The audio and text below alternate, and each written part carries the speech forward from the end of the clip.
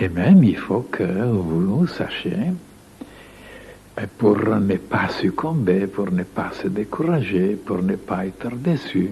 Parce que même il y a des spiritualistes, il y a eu dans le passé, même aujourd'hui, qu'au bout de quelques temps, quelques années, ils se découragent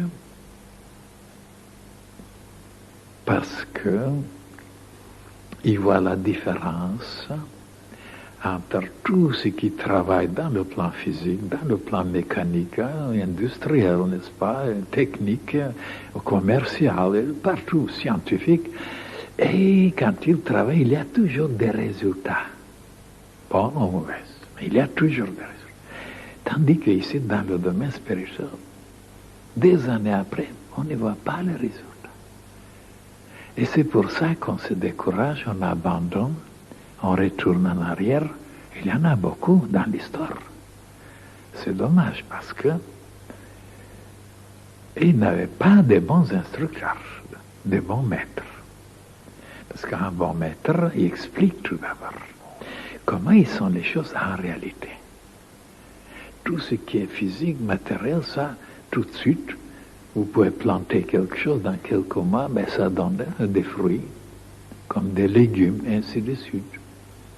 Comme le blé, par exemple, l'orge, ainsi de suite. Tandis qu'il y a d'autres, des plantes, des arbres, il faut attendre un siècle pour qu'ils donnent même des fleurs. Donc ça dépend. Quel est le désir, quel est le sujet, quel est l'idéal, quel est le mobile, quel est le but.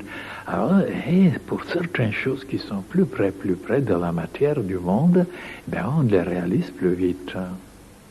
Tandis que certaines choses, comme moi par exemple, j'ai dans la tête quelque chose qui demande beaucoup de temps. Beaucoup de temps. Parce que moi, je ne veux pas réaliser des choses faciles, des choses tangibles, les toucher quelques années après. Non. Quelque chose qui est très difficile, mais quand ça se réalisera, le monde entier sera stupéfait.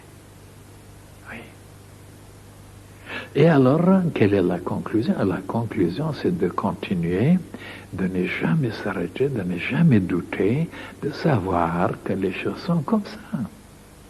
Pour le côté spirituel, pour le côté divin, c'est tellement éloigné de la matière, il y a des vibrations, il y a des manifestations, il y a des nuances, il y a des projections dans le domaine invisible qui sont d'une réalité, mais alors d'une réalité stupéfiante. Et comme on ne peut pas les voir, on ne peut pas les toucher, alors on se décourage. Donc il faut avoir un maître qui connaît, qui sait, qui sent, et lui demander, et s'il vous dit, il y a des choses, continuez.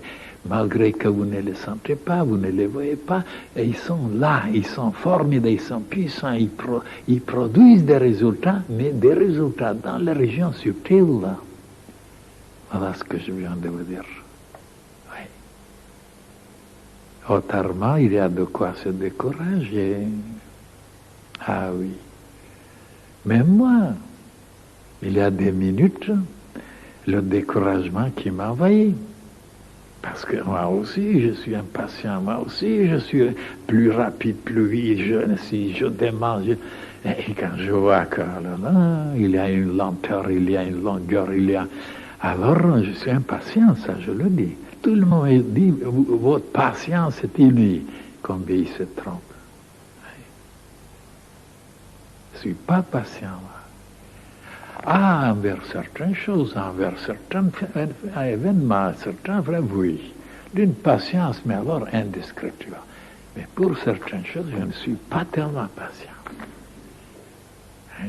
Et oui, mais malgré ça, il y a des lois, il y a des règles, que notre patience, notre impatience ne peut pas changer énormément. Que vous êtes impatient maintenant que le printemps vient, oui. Et non, c'est l'hiver qui viendra. Alors, vous pouvez faire ce que vous voulez, crier, menacer, c'est l'hiver qui va venir. Donc, il y a des choses qu'on doit connaître, qu'on doit comprendre et les accepter. C'est pourquoi je vous dis, courage, bonne continuation, malgré qu'il n'y a pas de résultat tangible. C'est une autre nature. Si vous êtes clairvoyant maintenant, vous verrez ce qu'il y a maintenant dans l'espace ici, dans cette salle et autour, même partout, même dans toute cette région, jusqu'à là, jusqu'à toute l'humanité. Eh bien, on ne voit pas, on ne sent pas, bien sûr, on ne croit pas. Et moi, je vous le dis, il y a des choses fantastiques, divines, célestes, incroyables.